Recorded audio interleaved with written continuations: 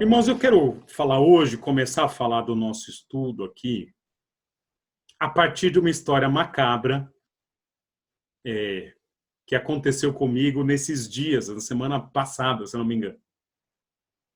Eu estava dormindo e eu vou confessar pesadelo de pastor para vocês hoje aqui. Um dos pesadelos, né?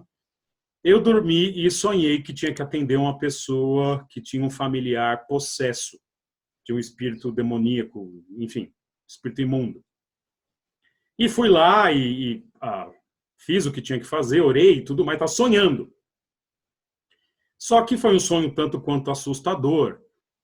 E eu acordei, e eram umas 4 e pouco da manhã, e fiquei quietinho ali, acordado. De repente, eu comecei a ouvir um barulho, e a Molly começou a latir grosso. Quando a Molly late grosso, é porque ou tem algum animal ou alguma coisa que ela viu.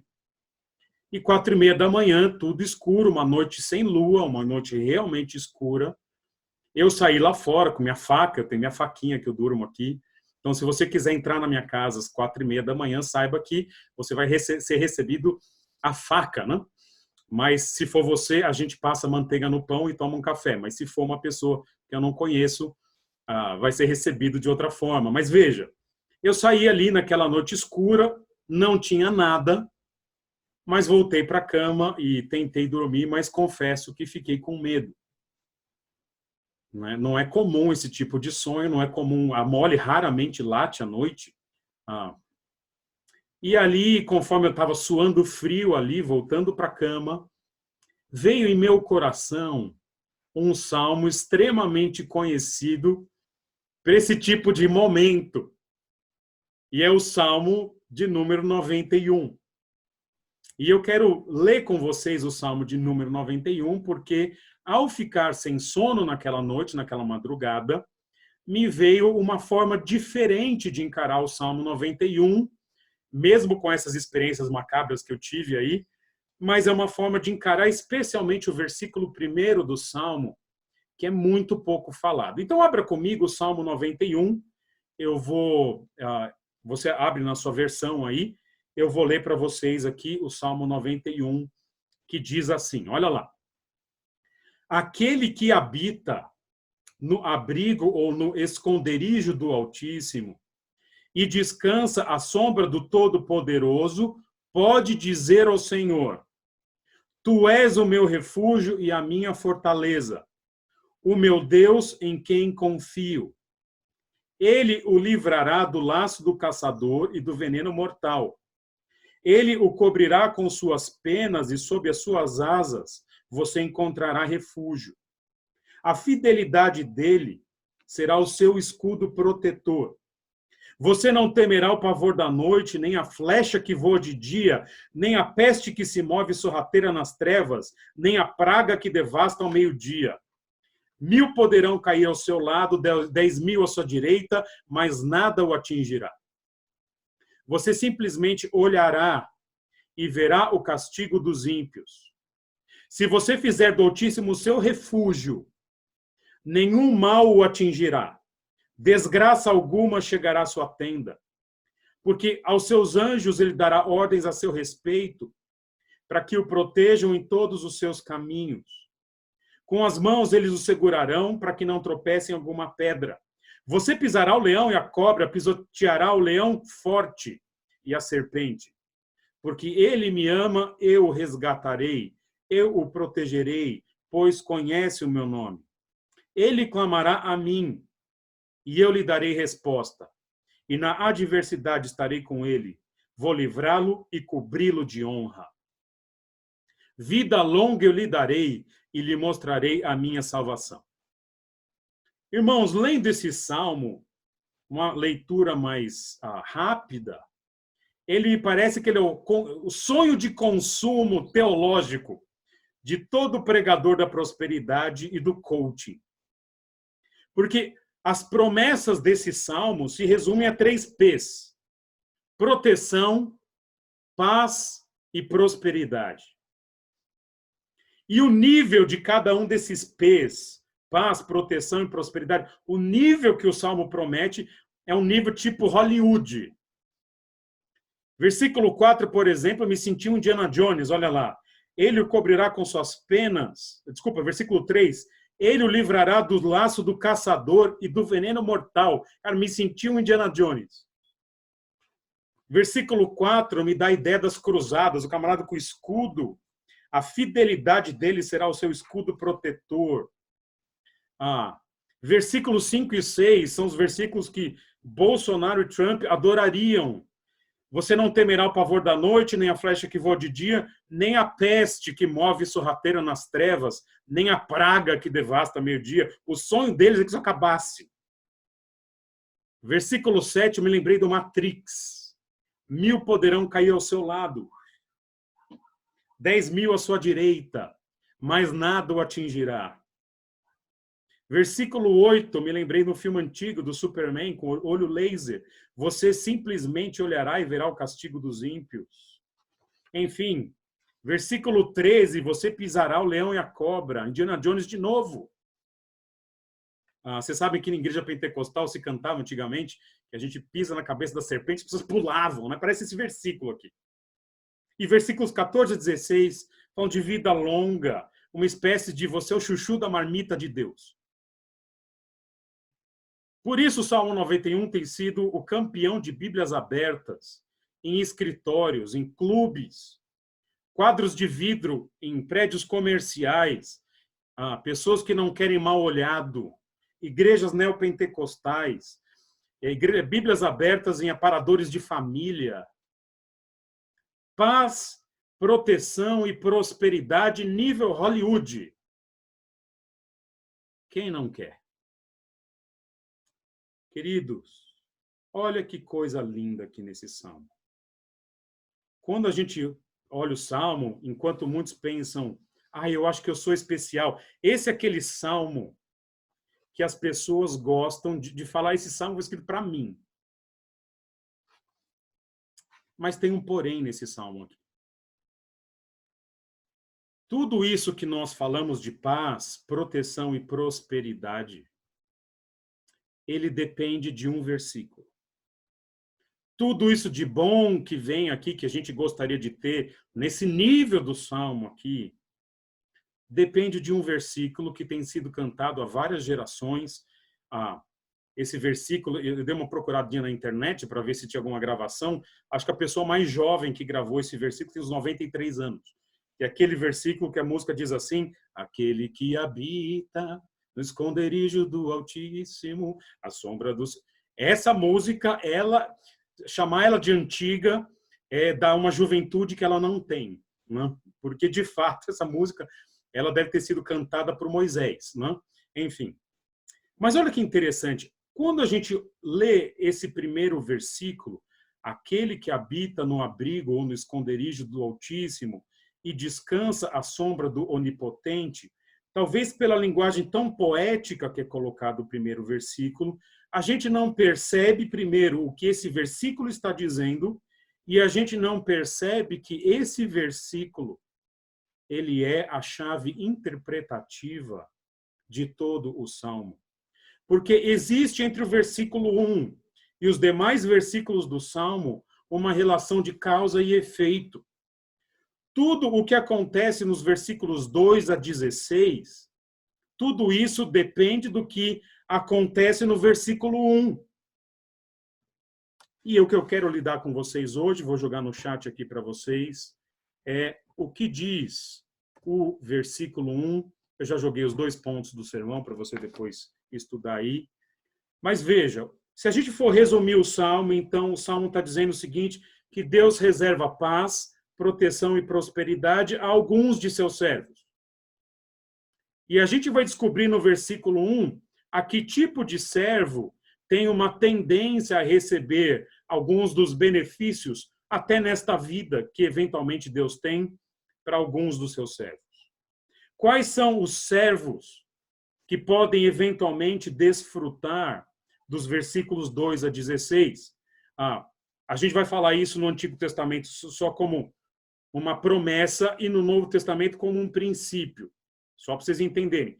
Versículos 2 a 16 no Antigo Testamento, por conta das alianças, era mais líquido e certo do que é hoje. mas os princípios se mantêm os mesmos. Então veja comigo, Deus reserva paz, proteção e prosperidade a alguns de seus servos. Quais? Primeiro, Deus reserva isso para aqueles servos que convivem intimamente com Deus, que têm um convívio próximo com Deus. Porque o Salmo começa assim: aquele que habita no esconderijo do Altíssimo. O que nós vamos lidar agora é com essa frase: aquele que habita no esconderijo do Altíssimo. O que eu estou dizendo para vocês, que essa frase quer dizer o seguinte: é uma pessoa que convive intimamente com Deus. Queridos, essa frase é muito interessante. Aquele que habita no esconderijo do Altíssimo é uma frase que traz uma contradição. Deus é chamado nesse versículo aqui, Altíssimo, El Elyon, o Deus acima de todos, o Deus mais alto, o Deus das alturas, o Deus elevado, o Deus Altíssimo. E é com esse nome que parece que coloca Deus numa altura tão elevada, da ideia da transcendência, na teologia a gente vai falar de transcendência de Deus, é esse Deus que tem um abrigo, que tem um esconderijo. Ou seja, uma contradição aqui no Salmo. Deus ele está distante, ou ele parece distante, ou ele é distante. Mas também é o Deus perto, e aliás, quando dá essa ideia de abrigo, é o Deus muito perto. Ou seja, Deus é grande demais, ele está por aí. Só que se Deus que é grande demais, altíssimo, elevado, ele tem um abrigo ou um esconderijo. E essa palavrinha que é usada pelo salmista aqui, ela é traduzida no Antigo Testamento por aquilo que é oculto, escondido, um lugar reservado, um lugar que é um recôndito. Ela é usada, por exemplo, no Salmo 27:5, pois no dia da adversidade ele me ocultará no seu pavilhão e no recôndito do seu tabernáculo. É essa palavrinha aqui. Ele me acolherá. Ou então no Salmo 31:20, diz assim: no recôndito da tua presença, tu os esconderás das tramas dos homens. E num esconderijo, a palavrinha novamente, os ocultarás da contenda de línguas. E é usado de forma que você vê como um lugar tão íntimo, secreto, não percebido. Salmo 139:15 usa essa palavra quando diz: os meus ossos não te foram encobertos quando no oculto fui formado e entretecido como nas profundezas da terra. Está falando da barriga da mamãe aqui, na gravidez. É mais ou menos como na nossa cultura, em muitas famílias, como é o quarto do casal. Eventualmente, quando chega alguém que não conhece a sua casa, você mostra a casa, mas normalmente não mostra o quarto do casal, porque é um lugar mais íntimo. Ou então, eventualmente, algumas casas, aquele cantinho, o ateliê ou o escritório que vocês estão aqui comigo hoje.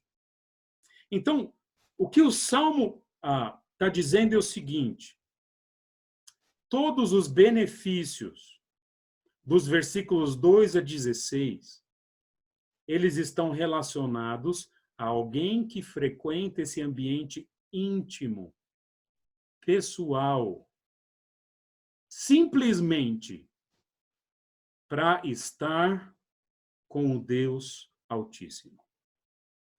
E o Salmo usa a palavra habita. Aquele que habita nesse local em que Deus está de forma íntima. Ou seja, não é alguém que vai lá de vez em quando. É alguém que tem acesso a esse Deus Altíssimo constantemente. Ele habita ali. Alguns comentaristas dizem que talvez seja uma referência ao templo. Não sei se é uma referência ao templo. Mas é uma referência à seguinte ideia: é uma pessoa que busca e que está com Deus o tempo todo. Nos momentos bons, ela vai lá e conversa com Deus. Nos momentos difíceis, ela de forma acostumada vai lá e conversa com Deus. É aquele que não vê a hora de estar o tempo todo com seu melhor amigo. E esse melhor amigo no Salmo é simplesmente o Deus Altíssimo. E é como se essa pessoa tivesse percebido que na história e na vida, Deus tem aquele cantinho, aquele lugarzinho tão especial, que essa pessoa é tão amiga de Deus que ela frequenta esse lugar. Por isso a ideia de aquele que habita onde Deus está, no abrigo que Deus faz. É um salmo, veja, Salmo 91, irmãos, esse salmo que a gente leu, não é um salmo sobre proteção, sobre paz, sobre prosperidade, principalmente. Ele vai falar disso. Mas o principal desse salmo é um salmo sobre intimidade com Deus, sobre vivência com Deus. Porque me parece que tudo isso que a gente viu dos versículos 2 a 16, que parecem tão incríveis, essas coisas, são meras notas de rodapé para alguém que está constantemente diante do seu Deus. Os antigos usam uma expressão muito interessante sobre convívio, que diz assim, para conhecer alguém você tem que comer 1 quilo de sal. A ideia é que, como o sal é colocado só em pitadinhas na nossa comida, é num convívio demorado que a gente conhece alguém. Isso é verdade, me parece muito real. Mas o que o texto está dizendo é que não é num quilo de sal que você conhece a Deus, é numa tonelada de sal. Queridos, todo mundo procura Deus nos momentos difíceis. Até os ateus, quando o avião está caindo, são capazes de clamar a Deus. Qualquer um clama a Deus quando quer paz, quando precisa de proteção, quando quer melhorar na vida. Mas o ponto aqui desse salmo não é se essa pessoa busca a Deus nos momentos difíceis. O ponto aqui desse salmo é se nós estamos próximos de Deus em todos os momentos. Por isso o salmo ele dá uma ideia de uma avaliação quantitativa. Então, uma das formas da gente avaliar se a gente está caminhando nessa intimidade com Deus é medir o que a gente faz quantitativamente quando a gente tem, por exemplo, um tempo livre.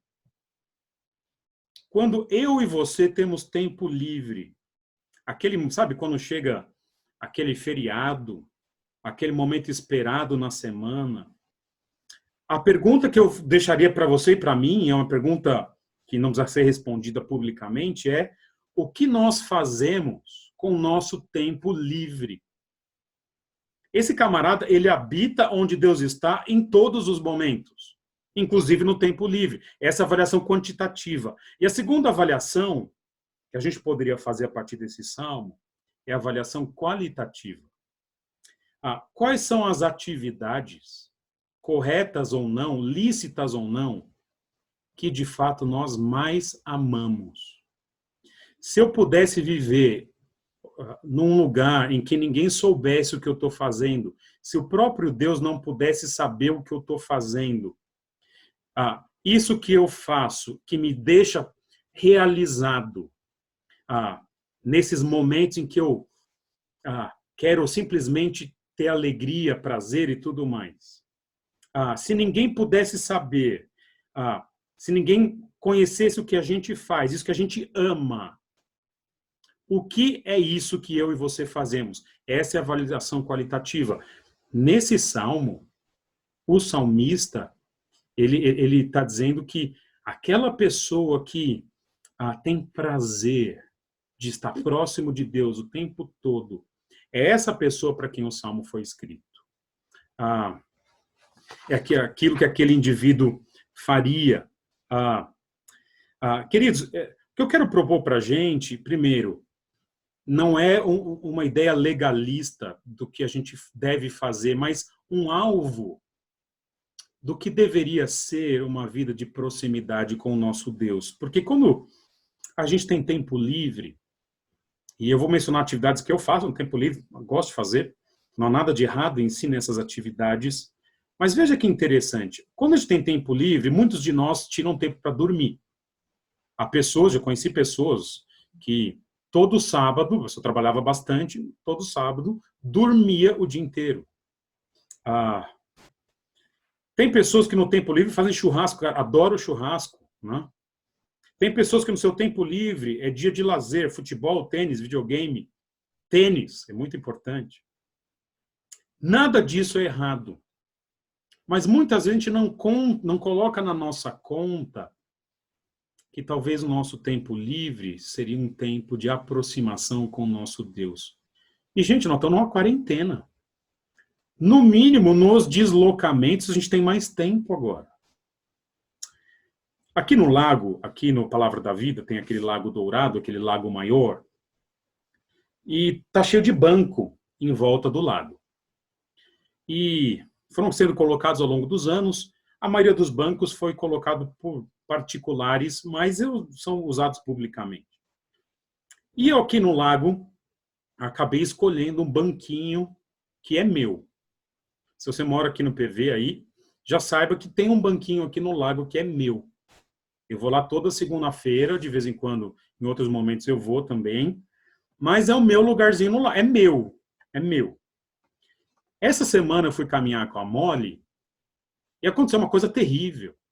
Eu estava chegando no meu banquinho e eu vi duas senhoras com Bíblia na mão, indo estudar a Bíblia, sabe onde? No meu banquinho. Cara, eu fiquei com ciúmes do banquinho. Falei, nossa, que ousadia. É o meu banquinho. É o lugar que eu vou quando eu quero pensar. É o lugar que eu vou quando eu quero estudar, eventualmente.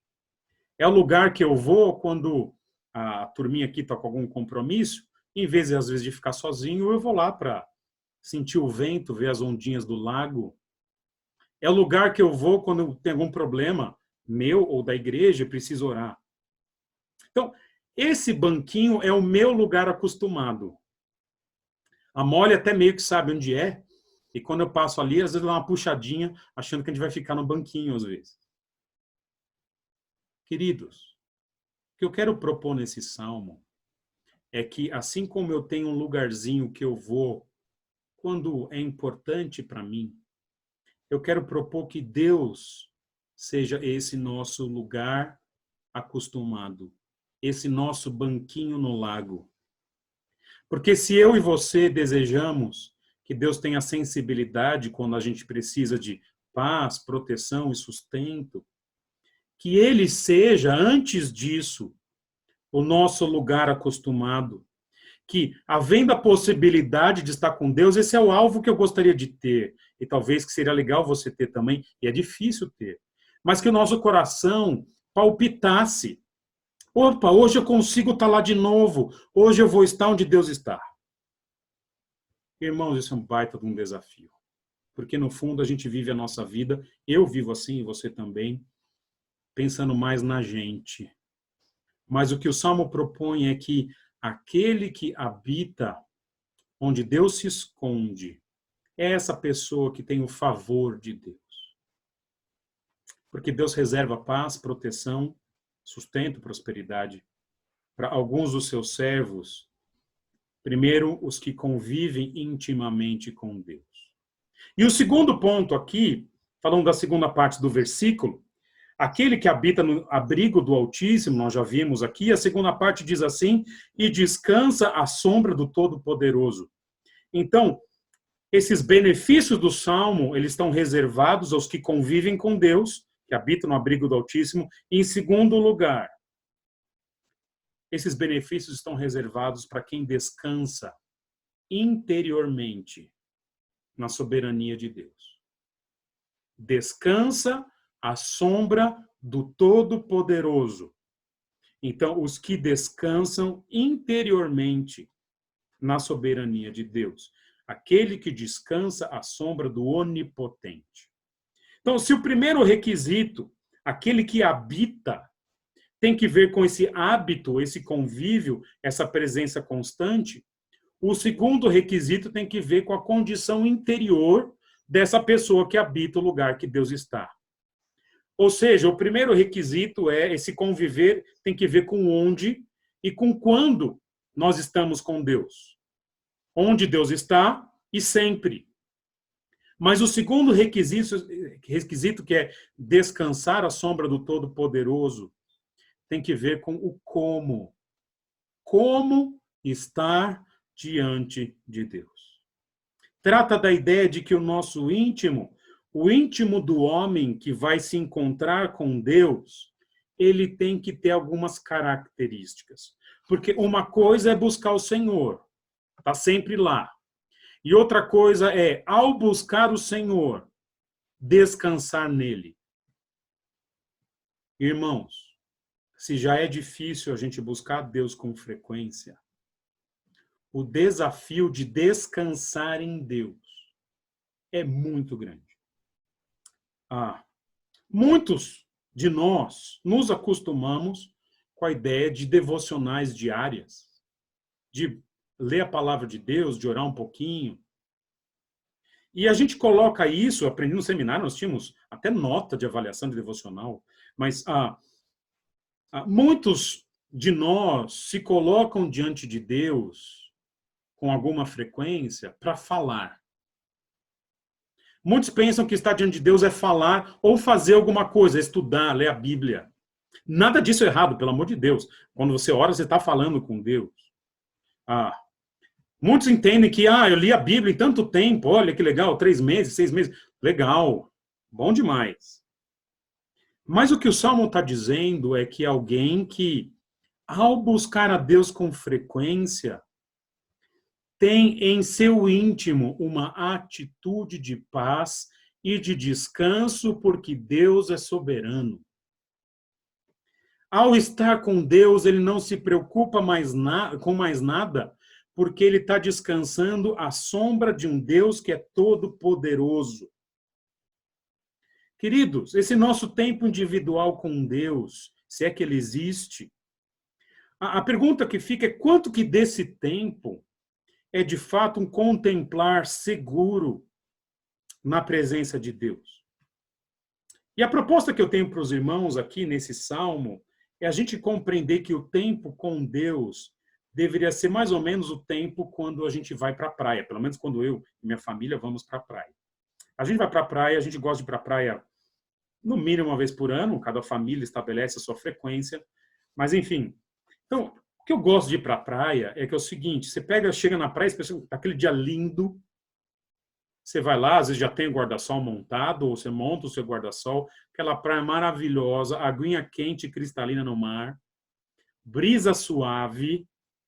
E o que eu gosto de estar na praia é que normalmente a gente está de férias, e você chega ali, a nossa única preocupação na praia é saber se a Coca-Cola gelada que a gente vai tomar, se ela tem gelo e limão ou não. Porque no resto, a gente descansa, fecha os olhos e fica sentindo a brisa. Fecha os olhos e fica ouvindo o mar. Porque a gente está num lugar seguro, tranquilo. Queridos, o que o Salmo está propondo para a gente é como se a gente estivesse num deserto, só que, de repente, ao caminhar no deserto com lutas e tudo mais, a gente chega naquele oásis que tem sombra, que tem água fresca, e a gente descansa, porque está tudo bem, e a gente tem sobre nós a proteção do Deus Todo-Poderoso. Eu me lembro que uma vez estive num deserto nos Estados Unidos, chamado Borrego Springs, é um parque estadual na Califórnia, e nós caminhamos, era uma turma que estudava comigo, nós caminhamos 4 horas para chegar, caminhamos 4 horas no deserto. E estava tão quente aquele dia, naquelas 4 horas, que a sola do meu pé se descolou, a sola do meu sapato, do meu tênis. Ela descolou, ficava cola saindo assim, e eu quase não conseguia ficar de pé escorregando na areia. Mas depois de 4 horas de caminhada, nós chegamos num lugar inesquecível. Pesquisa depois, Borrego Springs, na Califórnia, era um lago de água cristalina no meio do deserto, com palmeiras, sombra, e as pessoas que chegavam ali depois de caminhar, um lugar turístico, Tudo que elas faziam, descansar numa pedra, sentava ali, punha a aguinha, o pezinho na água e ficava ali descansando. Queridos, uma coisa é buscar a Deus com frequência. E outra coisa bem diferente é descansar nesse Deus que a gente busca. E o termo que é usado para o Deus Todo-Poderoso, o termo conhecido, é o Shaddai. Indica que o ponto aqui é que há uma confiança tão grande na soberania de Deus, que se o salmista estivesse em perigo, ele ainda estaria tranquilo. E ele descansa porque Deus tem todo o poder. E olha os perigos que ele vai falar aqui. Ele fala, por exemplo, de um caçador, do veneno, do terror noturno, flecha, peste, praga. 10.000 caem de um lado, 1.000 do outro. Fala de castigo, desgraça, pedra, leão, cobra. É interessante como Deus ele tem preparado para a gente o descansar. E foi por isso, irmãos, que nós cantamos hoje esse hino, Descansando no Poder de Deus. Canta esse hino nessa semana, lembra desse versículo, e descansa à sombra do Todo-Poderoso. Que consolação tem meu coração, diz o hino. Descansando no poder de Deus, ele tem prazer em me proteger, descansando no poder de Deus. Ele diz, por exemplo, não recearei, nada temerei, tenho paz e amor junto ao meu Senhor, descansando no poder de Deus, lutas sem cessar hei de atravessar, não me deixará, mas me susterá, descansando no poder de Deus. E ele termina com o refrão, descansando nos eternos braços do meu Deus, eu vou seguro descansando no poder de Deus. E Deus tem reservado para muitos de seus servos uma vida que tem suas dificuldades, mas é uma vida de paz, muitas vezes de proteção e de sustento, eventualmente até alguma prosperidade. Porque alguns dos servos são como? Eles convivem intimamente com Deus. Eles habitam no esconderijo do Altíssimo. E segundo, ao fazer isso, eles descansam interiormente na soberania de Deus. Eles estão com Deus, mas estão com Deus com esse sentimento de descanso e de proteção. Para encerrar, eu queria trazer para a gente resolver uma dúvida que talvez possa ter surgido para alguns de vocês.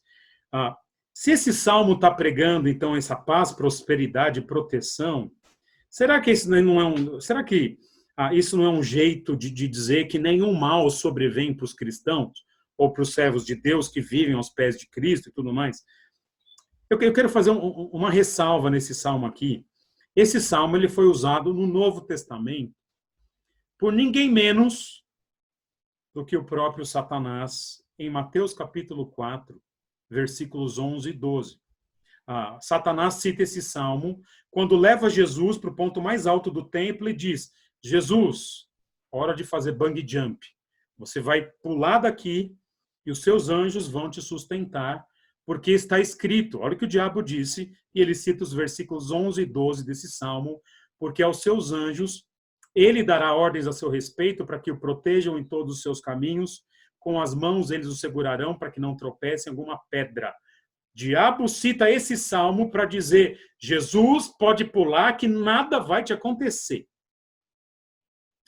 Eu quero fazer algumas observações a partir do estudo que nós fizemos desse salmo. Primeiro, se existiu alguém na história que habitou no esconderijo do Altíssimo, esse alguém foi Jesus. Porque Jesus procurava o Pai em todos os momentos. Se você observar a palavra Pai, usada por Jesus só no Evangelho de Mateus, acontece mais de 70 vezes. Jesus tinha uma comunhão profunda com Deus.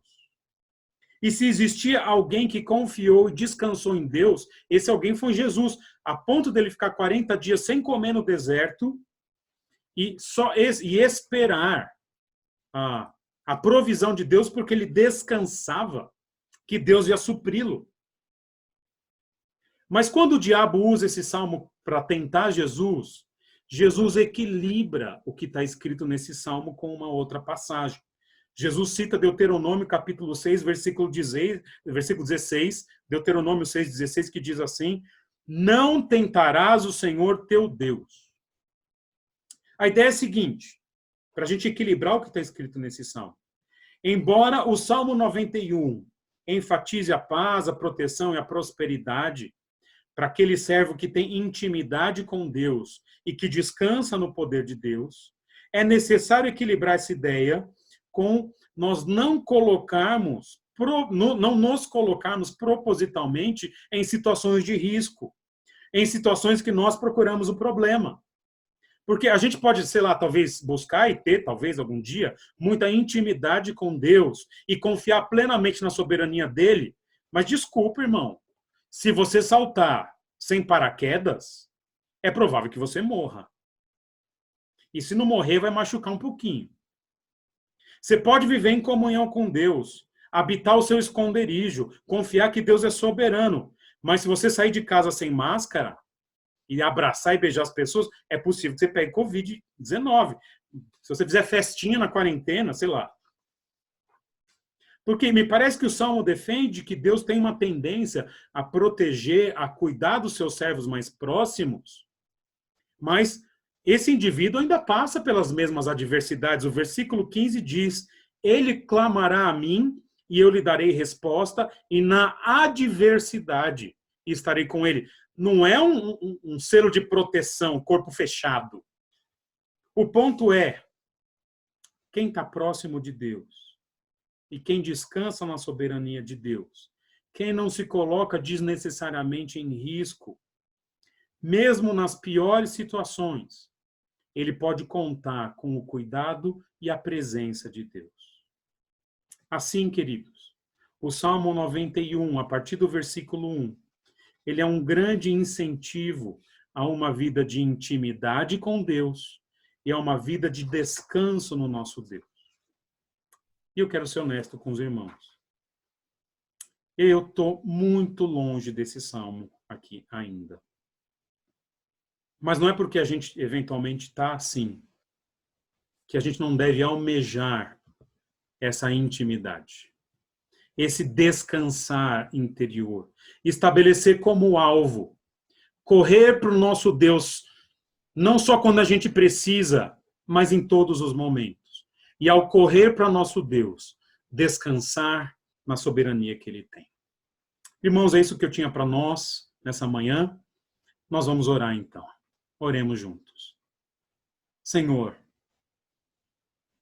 eu quero, junto com os meus irmãos, estar perto do Senhor. Me ensina, nos ensina a habitar no teu esconderijo, a nos acostumar a correr ao Senhor em oração, em proximidade, em todos os momentos. Nos ajuda nisso nos momentos difíceis, em que a gente se ajoelha aos seus pés e pede a sua ajuda, mas nos ajuda também a buscar o Senhor nos tempos fáceis, tranquilos, nas horas de lazer, no tempo em família, no trânsito, em casa.